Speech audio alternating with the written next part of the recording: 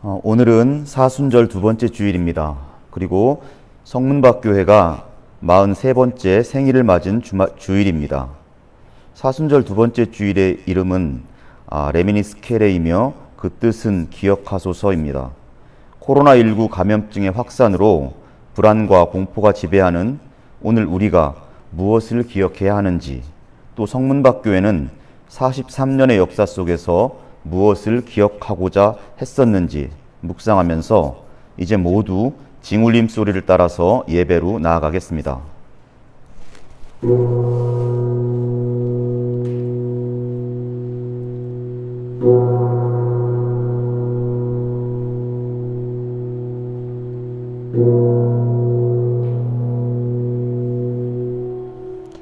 예수여, 당신의 나라가 임하실 때에 나를 기억하소서 하니 예수께서 이르시되 내가 진실로 내게 이르노니 오늘 네가 나와 함께 낙원에 있으리라 하시니라. 주님, 우리 예배에 임재하여 주십시오.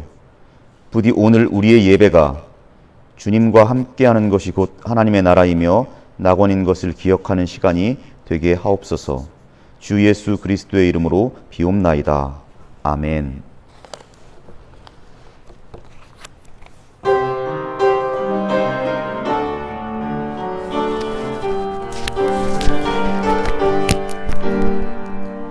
오소서 오소서 평화의 임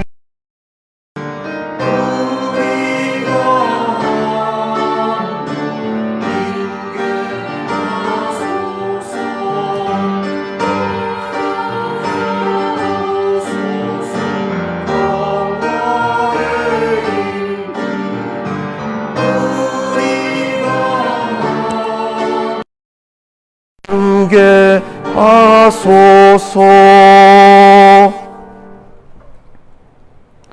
참회와 용서를 위한 기도를 함께 드리겠습니다. 주님, 코로나19 감염증의 확산으로 온 나라가, 온 세계가 불안과 공포에 휩싸이고 있습니다. 이러한 불안과 공포는 우리의 이성과 사랑을 마비시켜 특정한 나라와 지역과 사람을 분별 없이 혐오하고 배제하며 서로에게 책임을 전가하는 일에 동조하게 만들고 있습니다. 그러나 주님, 모든 인간에게 주어진 공통된 삶의 의무는 성찰의 의무인 것을 믿습니다. 과연 우리의 모든 불안과 공포, 그로 인해 정당화되는 모든 혐오와 배제와 차별, 그리고 책임 전가가 이성과 사랑의 원리에 의한 성찰의 결과인지 돌아보게 하옵소서. 성찰이 아닌 선동에 쉽사리 휩쓸려 버리고 마는 우리의 약함을 고백하며 또한 우리의 악함을 참회하오니 용서하여 주십시오. 아멘.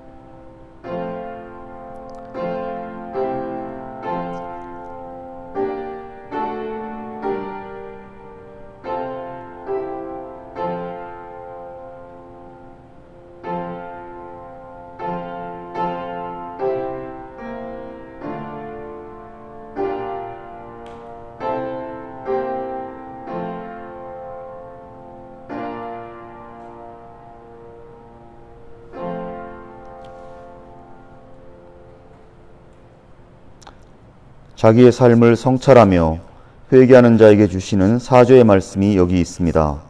우리가 아직 죄인 되었을 때에 그리스도께서 우리를 위하여 죽으셨습니다. 이리하여 하나님께서는 우리들에 대한 자기의 사랑을 실증하셨습니다. 그러므로 지금 우리가 그리스도의 피로 의롭게 되었으니 그리스도로 말미암아 하나님의 진노에서 구원을 얻으리라는 것은 더욱 확실합니다. 아멘. 성시교독하겠습니다. 시편 121편입니다. 내가 산을 향하여 눈을 들리라. 나의 도움이 어디서 올꼬? 나의 도움이 천지를 지으신 여호와에게서로다. 여호와께서 너로 실족지 않게 하시며 너를 지키시는 자가 졸지 아니하시리로다. 이스라엘을 지키시는 자는 졸지도 아니하고 주무시지도 아니하시리로다. 여호와는 너를 지키시는 자라. 여호와께서 내 우편에서 내 그늘이 되시나니 낮에 해가 너를 상치 아니하며 밤에 달도 너를 해치 아니하리로다. 여호와께서 너를 지켜 모든 환난을 면케하시며 또 내 영혼을 지키시리로다. 여호와께서 너의 출입을 지금부터 영원까지 지키시리로다. 아멘. 우리를 위해서 제주로 이사가 있는 이진이, 이상영, 그리고 산이, 채이, 산채 가족이 기도해 주시겠습니다. 하나님, 43년 동안 성문박 교회를 사랑해 주시고 함께 해주셔서 감사합니다. 가난하고 쫓겨는 우리와 함께 성문밖에서 아파하고 소리 질러 주셔서 감사합니다. 43년 동안 어려움이 많았지만 함께 지혜를 모아 여기까지 왔습니다. 사랑의 하느님께서 언제나 함께 해주세요. 요즘 코로나19 때문에 온 나라가 불안에 떨고 있습니다. 특별한 보호가 필요한 노인, 어린이, 장애가 있으신 분들의 삶이 더 어려워질까 걱정이 됩니다. 코로나19가 많이 퍼지고 있는 대구에서 지내시는 정유진 집사님, 코로나19를 막기 위해 노력하는 이준규 집사님도 지켜주시기 기도합니다. 하나님, 불안과 걱정 속에서 이유 없이 서로를 미워하지 않도록 도와주세요. 억울한 마음으로 농성하는 곳이 코로나 핑계로 철거당하는 일이 여기저기서 벌어지고 있습니다. 강남역 철탑에서 농성하시는 김용희 씨와 대법원 앞에서 농성하시는 방종훈 지회장님도 있습니다. 하나님께서 그들의 억울함을 들어주시고 우리가 끝까지 함께할 수 있는 힘을 주세요. 함께 모여 예배를 드리지 못하지만 우리가 살아가고 있는 공간에서 마음을 모을 수 있게 해주셔서 감사합니다. 영상 예배를 준비하신 김희령 목사님, 이은재 전도사님, 한지연 집사님께도 감사를 드립니다. 어디에 있든지 성문과 교우들 모두 더 건강하고 행복하게 해주시고 하나님 말씀을 따라 잘 살아갈 수 있도록 해주세요. 예수님의 이름으로 기도드립니다. 아멘. 네, 시작하시면 됩니다.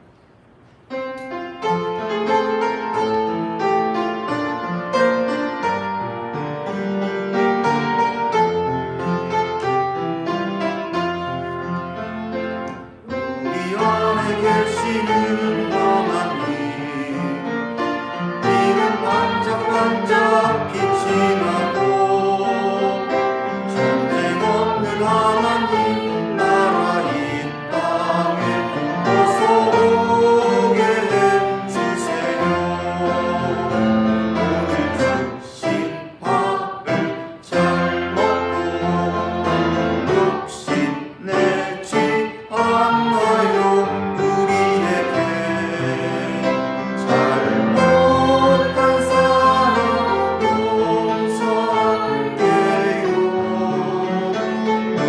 우리의 잘못 용서해 주세요.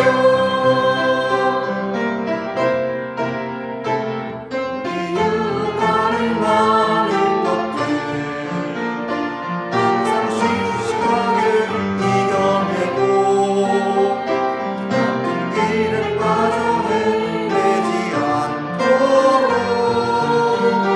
주님 함께 해주세요.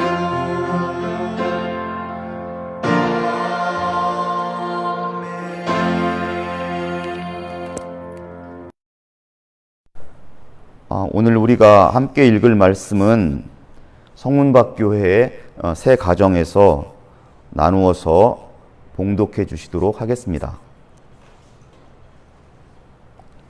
오늘의 첫 번째 본문은 창세기 12장 1절에서 4절의 말씀입니다. 주님께서 아브라함에게 말씀하셨다. 너는 내가 살고 있는 땅과 내가 난 곳과 너의 아버지의 집을 떠나서 내가 보여주는 땅으로 가거라. 내가 너로 큰 민족이 되게 하고 너에게 복을 주어서 내가 크게 이름을 떨치게 하겠다. 너는 복의 근원이 될 것이다. 너를 축복하는 사람에게는 내가 복을 베풀고 너를 저주하는 사람에게는 내가 저주를 내릴 것이다. 땅에 사는 모든 민족이 너로 말미암아 복을 받을 것이다. 아브람은 주님께서 말씀하신 대로 길을 떠났다. 롯도 그와 함께 길을 떠났다. 아브람이 하란을 떠날 때엔 나이는 75이었다. 이는 하나님의 말씀입니다. 오늘의 두 번째 본문은 로마서 4장 1절에서 5절의 말씀입니다. 그러면 육신상으로 우리의 조상인 아브라함이 무엇을 얻었다고 우리가 말할 수 있겠습니까? 아브라함이 행위로 의롭게 되었더라면 그에게는 자랑할 것이 있었을 것입니다. 그러나 하나님 앞에서는 자랑할 것이 없습니다. 성경이 무엇라고 말합니까? 아브라함이 하나님을 믿으니 하나님께서 그를 의롭다고 여기셨다 하셨습니다. 일을 하는 사람에게는 품삯을 은혜로 주는 것으로 치지 않고 당연한 보수로 주는 것으로 생각합니다. 그러나 경건치 못한 사람을 의롭다고 하시는 분을 믿는 사람은 비록 아무 공로가 없어도 그의 믿음이 의롭다고 인정받습니다. 이어지는 말씀은 로마서 4장 13절에서 17절의 말씀입니다. 아브라함이나 그 자손에게 주신 하나님의 약속, 곧 그들이 세상을 물려받을 상속자가 되리라는 것은 율법으로 말미암은 것이 아니라 믿음의 의로 말미암은 것입니다. 율법을 의지하는 사람들이 상속자가 된다면 믿음은 무의미한 것이 되고 약속은 헛된 것이 됩니다. 율법은 진노를 불러옵니다. 율법이 없는 곳에는 범법도 없습니다. 이런 까닭에 이 약속은 믿음에 근거한 것입니다. 그것은 하나님께서 아브라함에게 이 약속을 은혜로 주셔서 이것을 그의 모든 후손에게도 곧 율법으로 사는 사람들에게만이 아니라 아브라함이 지닌 믿음으로 사는 사람들에게도 보장하시려는 것입니다. 아브라함은 우리 모두의 조상입니다. 이것은 성경에 기록된 대로 내가 너를 많은 민족의 조상으로 세웠다 함과 같습니다. 이 약속은 그가 믿은 하나님, 다시 말하면 죽은 사람들을 살리시며 없는 것들을 불러내어 있는 것이 되게 하시는 하나님께서 보장하신 것입니다. 이는 하나님의 말씀입니다.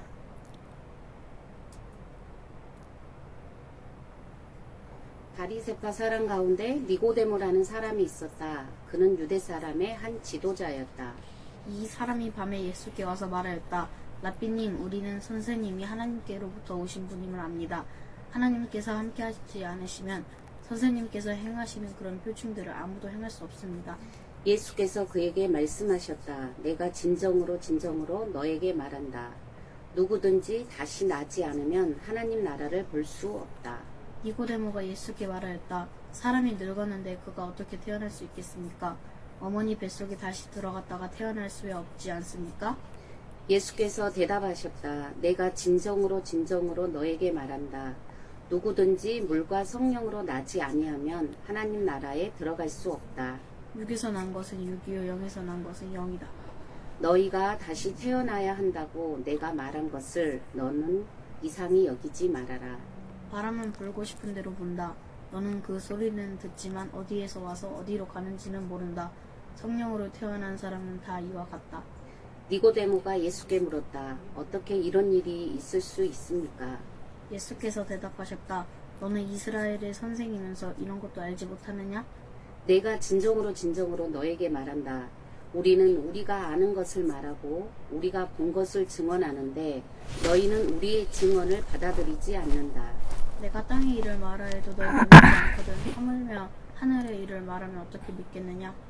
하늘에서 내려온 이 곧 인자밖에는 하늘로 올라간 이가 없다. 모세가 광야에서 뱀을 든 것 같이 인자도 들려야 합니다.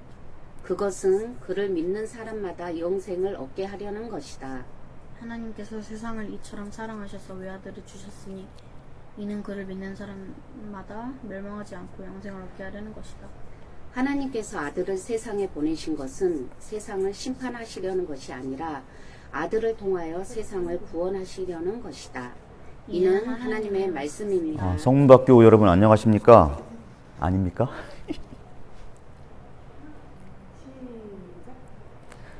성문학교 여러분 안녕하십니까? 건강하게 모두 잘 지내고 계시지요? 저희들이 예배당에 모여서 함께 예배하는 날까지 모두 건강하게 지내시기를 기도하며 또한 기다리고 있습니다. 오늘의 설교 제목은 고향을 떠나 고향으로입니다. 제목을 듣는 순간 떠나야 하는 고향은 무엇이고 또 도달해야 하는 고향은 또 무엇일까라는 질문이 생길 수 있습니다. 단도직입적으로 말씀드리면 떠나야 하는 고향은 현실입니다. 좀 더 풀어서 말하면 현실은 무조건 수용해야 한다는 것이고 또 무조건 적응해야 한다는 명분입니다.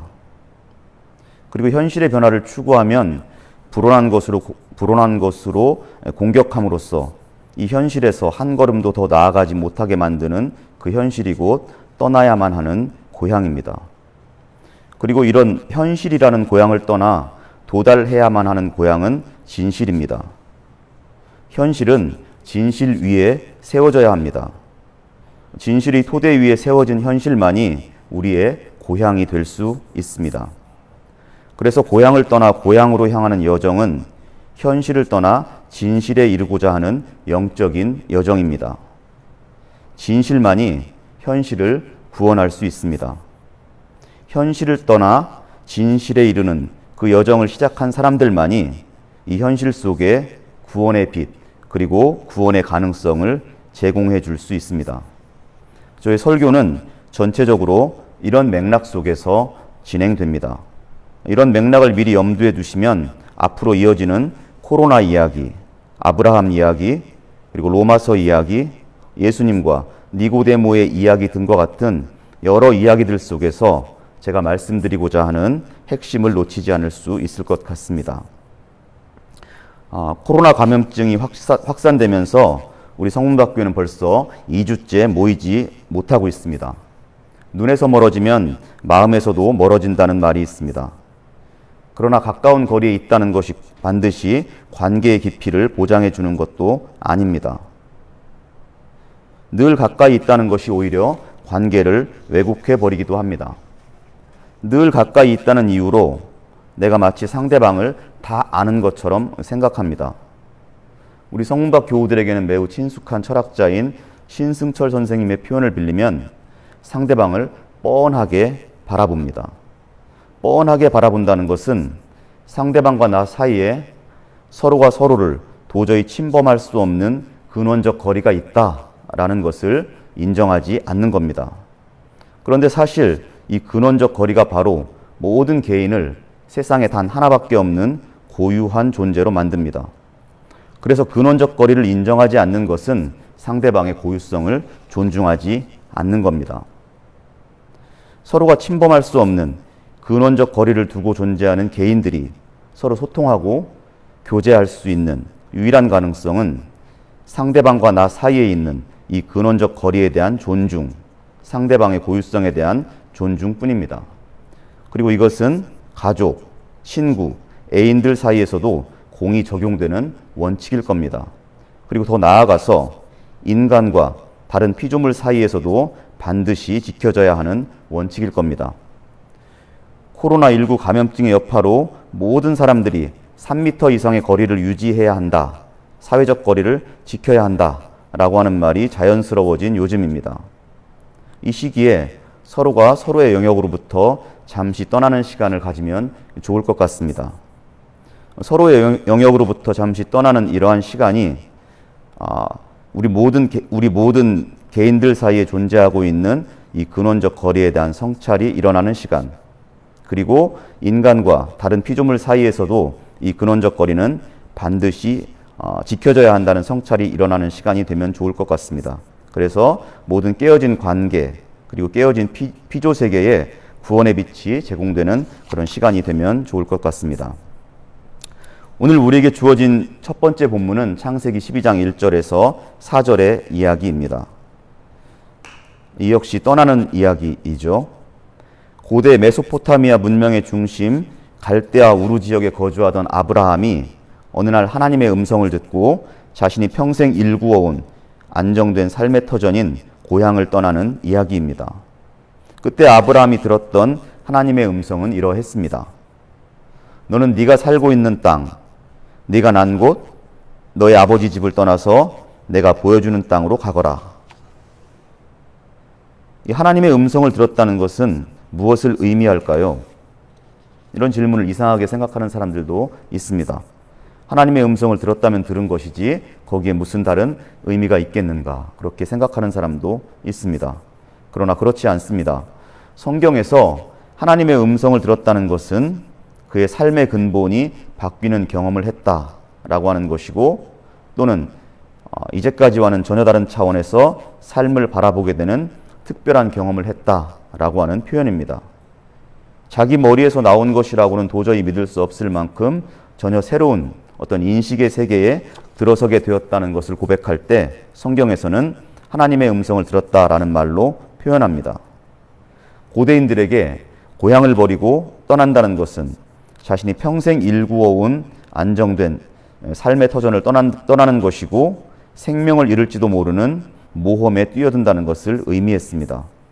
그것은 누가 보아도 어리석은 행동이거나 더 심하게 말하면 자살 행위나 다름없었습니다. 하지만 하나님의 음성을 들은 사람, 그래서 삶의 근본이 바뀌는 경험을 한 사람에게는 이전에 그가 안전하다고 믿었던 그곳이 오히려 더 위험한 곳이고, 이전에 그가 자랑스럽게 여겼던 것이 오히려 수치스러운 것으로 보이게 됩니다. 그리하여 그는 이전의 삶을 떠나게 되고 이전의 것들을 버리게 됩니다. 이것은 남들이 볼 때 매우 어리석고 무모해 보일 수도 있습니다. 사실 깨달음과 착각이라고 하는 것은 종이 한 장 차이뿐입니다. 하나님의 음성을 듣고 그의 삶의 근본이 바뀐 사람 아브라함에게 주어진 약속이 다음과 같습니다. 내가 너로 큰 민족이 되게 하고 너에게 복을 주어서 네가 크게 이름을 떨치게 하겠다. 너는 복의 근원이 될 것이다. 이전에 안전하다고 믿었던 곳을 떠나고 이전에 자랑스럽게 여겼던 것들을 버린 이 아브라함의 행위가 착각에서 비롯된 것인지 아니면 하나님의 음성을 듣고 삶의 근본이 바뀐 사람의 결론이었는지는 결국 역사가 증명해 줄 것이라는 말씀입니다. 만약 아브라함이 착각한 것이라면 후대에도 그를 따르는 사람은 없을 겁니다. 그리고 아브라함의 이름을 기억하는 사람도 없을 겁니다. 그러나 아브라함이 하나님의 음성을 들은 것이 맞다면 그의 길을 따르는 사람이 끊이지 않을 것이고 그의 이름도 영원히 기억될 겁니다. 아브라함의 진위 여부는 역사 속에서 자연히 드러나게 될 겁니다. 본문 3절의 말씀입니다. 너를 축복하는 사람에게는 내가 복을 베풀고 너를 저주하는 사람에게는 내가 저주를 내릴 것이다. 땅에 사는 모든 민족이 너로 말미암아 복을 받을 것이다. 아브라함이 선택한 그 길이 복된 길이라면 그의 길을 따르고 축복하는 사람은 당연히 복을 받고 그의 길을 저주하고 따르지 않는 사람은 당연히 저주를 받을 겁니다. 아브라함이 만약 옳았다면 모든 민족은 아브라함의 삶에서 복된 삶으로 가는 삶의 대안을 발견하게 될 겁니다.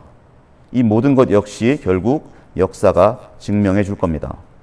신학자 판넨베르크에 따르면 이 역사는 하나님의 계시를 드러내는 중요한 매개체입니다. 하나님의 계시가 역사 속에서 드러난다는 이러한 기독교 신앙을 가진 사람은 자기의 삶을 매우 긴 호흡으로 바라봅니다. 그리고 자기의 삶을 긴 호흡으로 바라볼 수 있는 사람은 눈앞의 이익이나 손해, 그리고 성공과 실패에 일이 일비하지 않습니다. 그는 자기의 삶을 영원에 이르기까지 확장시켜 바라볼 수 있는 안목이 생겼기 때문입니다. 하나님의 음성을 듣고 삶의 근본이 바뀌어버린 아브라함은 이제까지 그가 안전하다고 믿었던 삶의 터전인 고향을 떠나 길을 나섭니다. 그때 그의 나이가 75이었다고 성경은 전해주고 있습니다. 와, 75이면 길을 가다가도 중단하고 많은 아쉬움과 회한도 뒤로하고 안정된 곳에 정착하는 것이 상식일 것 같은데 아브라함은 길을 떠납니다. 아브라함이 75의 나이에도 중단할 수 없었던, 가야만 했던 그 길의 의미에 대해서는 잠시 다른 영화 이야기를 통해서 묵상해 보도록 하겠습니다. 2014년에 개봉된 인터스텔라라는 영화가 있었습니다. 저는 이 영화를 본 적이 없고 지인에게 전해 들었습니다. 여러분 지인들 중에도 그런 사람이 있을 겁니다. 2시간 영화를 보면 2시간 이상 말해줄 수 있는 그런 지인이 저에게도 있었는데 그가 저에게 해준 이야기를 들었을 뿐입니다. 다만 전해 들은 바에 따르면 영화의 내용은 다음과 같습니다. 인간이 저지른 많은 잘못들로 인해 전 지구적인 기후위기 그리고 식량 위기가 닥쳐와 지구는 더 이상 역사를 지속할 수 없는 종말의 위기를 맞이하게 됩니다. 가만히 앉아서 종말을 맞이할 수밖에 없었던 그 긴박한 상황에 반전이 생겼습니다. 태양계의 토성 뒷면에 웜홀이라는 다른 은하계로 나아갈 수 있는 틈이 발견됩니다. 이 틈을 통해서 새로운 은하계로, 새로운 행성을 찾아 떠나는 우주선 조종사들의 이야기가 이 영화의 줄거리라고 합니다. 이 영화 이야기를 듣고 저는 매우 구도적인 영화다라는 생각이 들었습니다. 이 영화는 더 이상 지속할 수 없는 그리고 지속해서도 안 되는 지구의 역사의 종말을 선언하고 역사의 새로운 가능성을 찾아 나서는 그러한 영화처럼 제게 느껴졌기 때문입니다. 그리고 이 영화는 어쩌면 고대 아브라함의 이야기를 SF 버전으로 만든 것일 수도 있겠다라고 생각했습니다. 그리고 영화 속에는 이런 대사가 나온다고 들었습니다. 길을 가지 않으면 길을 벗어나는 것이다. 이것은 마치 길을 가야만 하는, 중단 없이 길을 가야만 하는 인간의 운명을 말해주는 대사처럼 들렸습니다. 현재의 삶, 그리고 현재의 역사를 비판적으로 성찰하고 새로운 삶의 가능성, 역사의 새로운 미래를 모색하는 길, 그 길을 중단 없이 가는 것이야말로 모든 인간에게 주어진 삶의 의무라는 말로도 들렸습니다. 그렇게 생각하니 아브라함이 75세의 나이에도 안정된 삶의 기반인 그 고향을 등지고 길을 떠나야 했던 이유가 이해가 될 것도 같았습니다. 75세의 나이에도 고향을 등지고 길을 떠나는 그의 행위는 아브라함이 자기 삶에 대한 비판적 성찰 그리고 삶의 새로운 가능성을 추구하는 그 실천을 멈추지 않고 정진했다라는 의미로 이해가 되었습니다. 이러한 아브라함에 대해 오늘의 두 번째 본문인 로마서 4장에서는 어떻게 평가하고 있을까요? 로마서 4장 3절을 보면 아브라함이 하나님을 믿으니 하나님께서 그를 의롭게 여기셨다라고 하는 아브라함에 대한 평가를 전해주고 있습니다. 그의 안전한 삶을 보장해 줄 것처럼 보였던 그 물적인 토대, 고향이라고 하는 물적인 토대를 믿은 것이 아니라 하나님을 믿은 것, 그리고 현실에 안주하기보다 하나님의 음성에 순종하여 삶의 다른 가능성을 모색하기 위해 길을 떠난 아브라함의 행위를 하나님께서는 의롭다고 판단해 주셨습니다. 그리고 로마서 4장 13절에 보면 아브라함에 대한 평가와 아브라함의 길을 따르는 사람들에게 주어진 약속이 함께 제시되어 있습니다. 아브라함이나 그 자손에게 주신 하나님의 약속, 곧 그들이 세상을 물려받을 상속자가 되리라는 것은 율법으로 말미암은 것이 아니라 믿음의 의로 말미암은 것입니다. 아브라함이나 또 아브라함의 길을 따르는 사람들은 세상이 볼 때는 어리석은 사람들입니다. 그들은 고향을 떠남으로써 그곳에서 안정적으로 받을 수 있는 유산을 포기한 사람들이기 때문입니다. 그러나 하나님은 이런 사람들이야말로 세상의 주인이 될 것이라고 약속해 주셨습니다.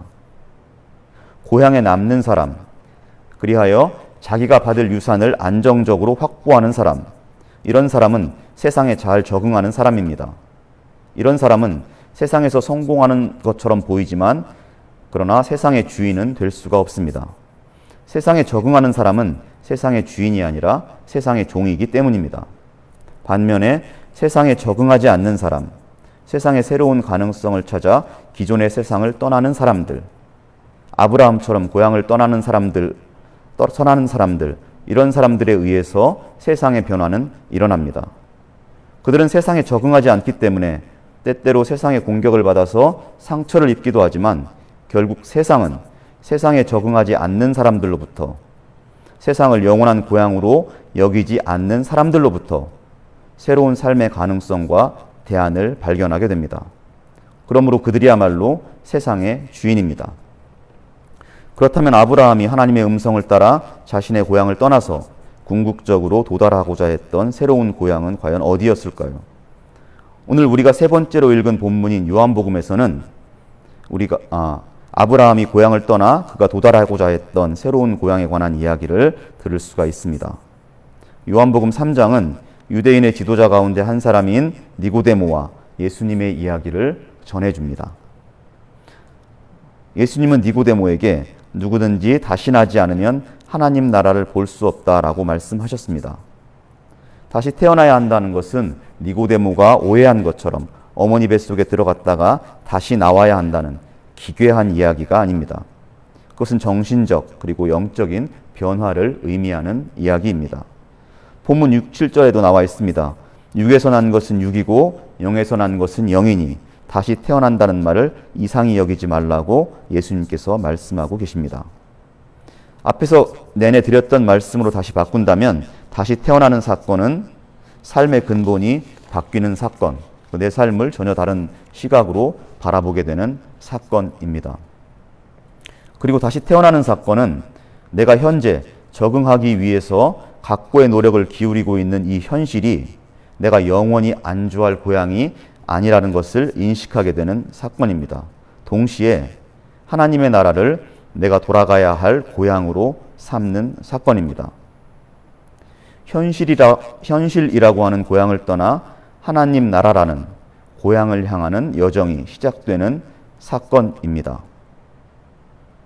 아브라함식으로 말하면 고향을 떠나 고향으로 가는 삶의 여정이 시작되는 사건입니다. 그런데 본문 8절과 9절을 보면 이러한 사건은 오직 성령을 통해서 일어난다고 말씀하고 있습니다.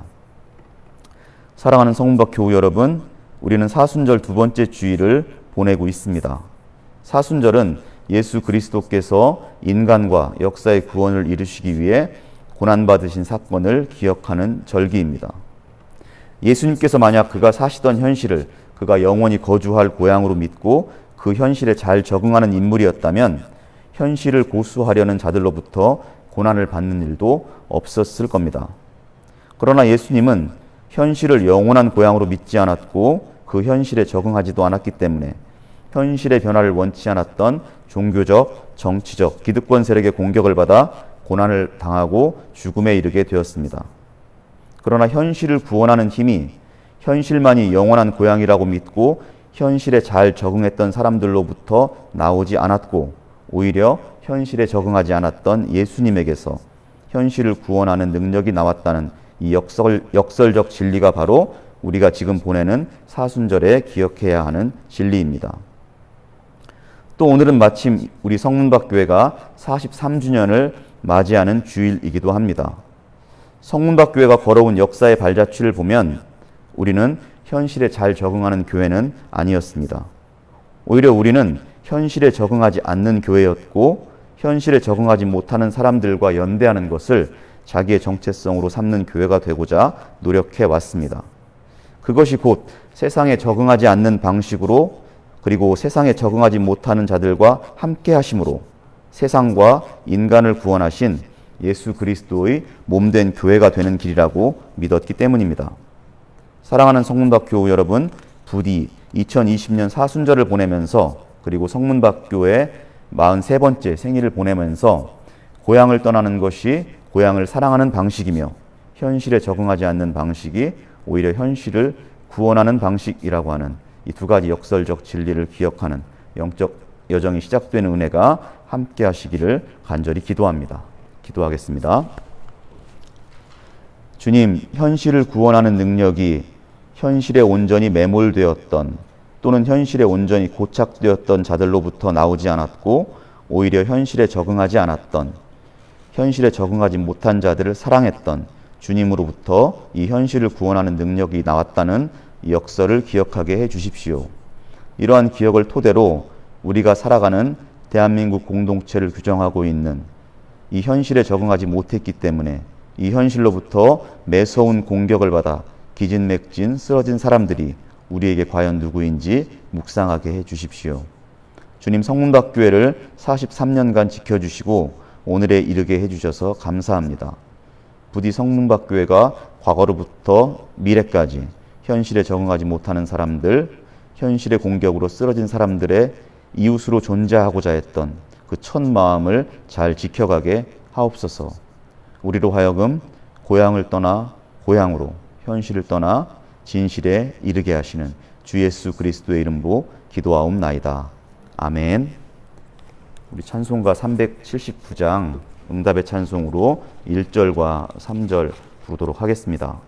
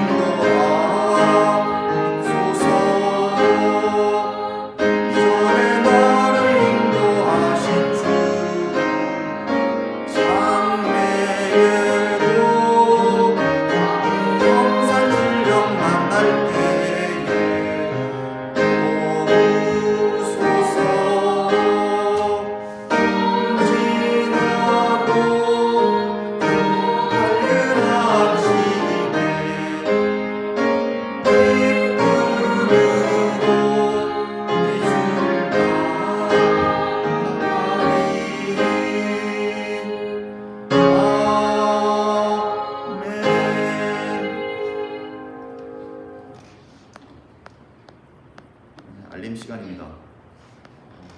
온라인으로 예배 드리신 성도 가족 여러분, 옆에 있는 가족들과 평화와 안부의 인사를 나누시고요. 저희는 여기 있는 분들과 평화와 안부의 인사를 나누도록 하겠습니다. 성문박교회는 오늘도 신종 코로나19 감염증의 여파 때문에 온라인을 통해서 예배를 드렸습니다. 이 온라인 예배는 아마도 3월 22일까지 계속될 것으로 예상합니다. 이후에는 상황을 지켜보면서 온라인 예배와 오프라인 예배를 병행하려고 계획하고 있습니다. 사회적 거리 유지가 화두가 된 요즘인데 홀로 있음과 함께 있음의 의미에 대한 묵상을 통해서 우리가 맺어가는 모든 관계가 새로워지는 그런 계기가 되기를 기도합니다. 그리고 성문박 교우들 가운데 몸이 편찮으신 분들 가운데 대구에 계시는 분, 또 코로나의 확산을 막고 서주하고 있는 분들도 계신데 그분들을 기억하면서 함께 기도해 주시기를 부탁드립니다. 이러한 와중에서도 거리에서 그리고 고공에서 기약 없는 농성을 이어가고 있는 우리 방종훈 지회장님 그리고 김용희 형제를 위해서도 기도해 주시기를 부탁드립니다. 오늘은 우리 성문박교회가 43번째 생일을 맞이한 날이기도 합니다. 함께 모여서 떡케이크도 만들어서 나누어 먹으면서 축하를 해야 되는데 그럴 수 없어서 매우 안타깝습니다. 그럼에도 불구하고 많은 분들이 성문박교회의 생일을 43번째 생일을 축하하면서 인증샷도 보내주셨고 영상으로 축하의 메시지도 보내오셨습니다. 준비된 영상을 지금 보여드리도록 하겠습니다.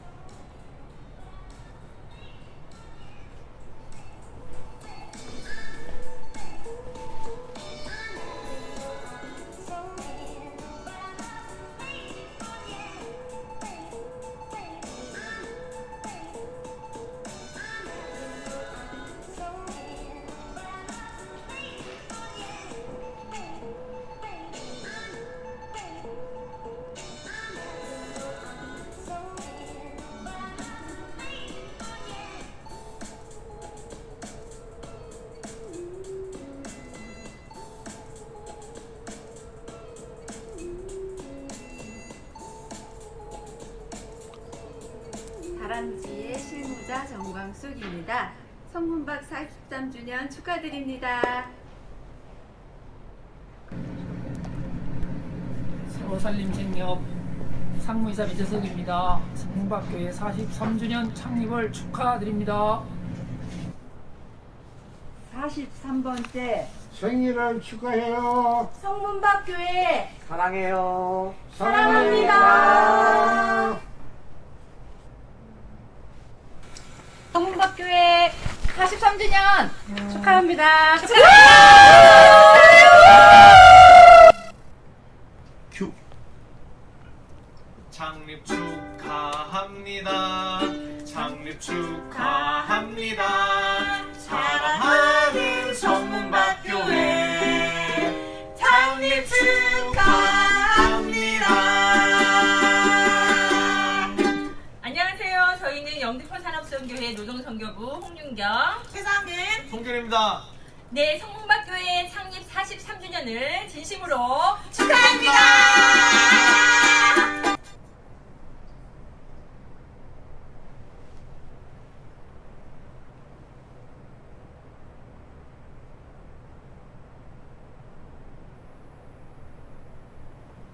영상 끝났나요? 네, 감사드립니다. 성문박교회 43주년 생일을 축하하기 위해서 사진도 보내주시고 영상을 보내주신 모든 분들에게 박수를 보내드리도록 하겠습니다. 감사드리고요.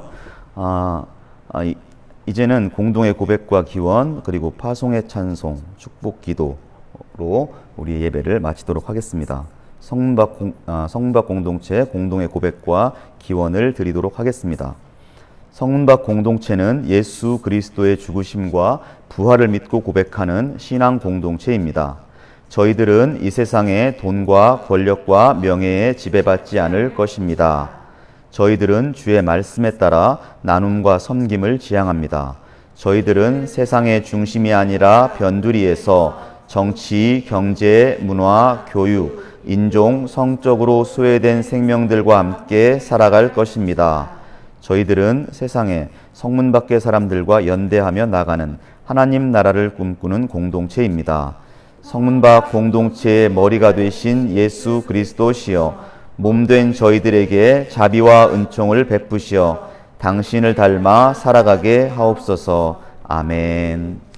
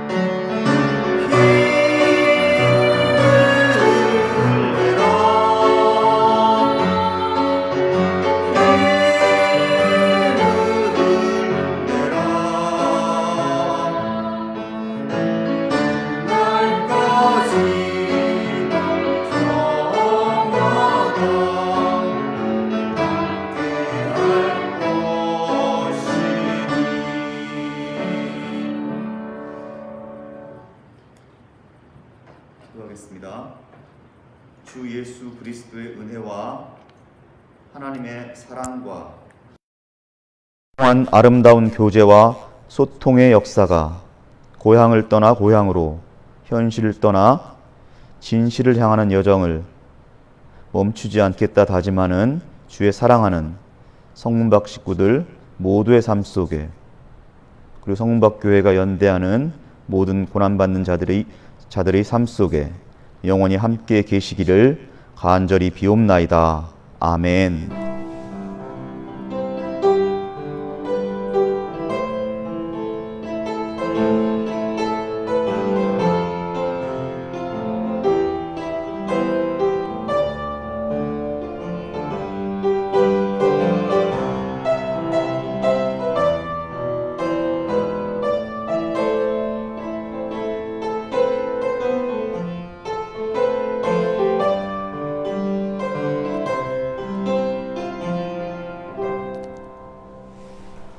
네, 이상으로 성문박교회 예배를 모두 마쳤습니다. 함께해 주신 모든 분들 나와서 인사하고 마치도록 하겠습니다. 자, 잠깐 나와서 인사하고 예배를 마치도록 하죠.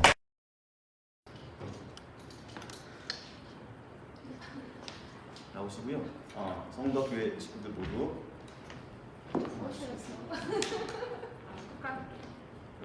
성문박교회 식구들 모두 건강하십시오. 건강하세요. 됐습니다.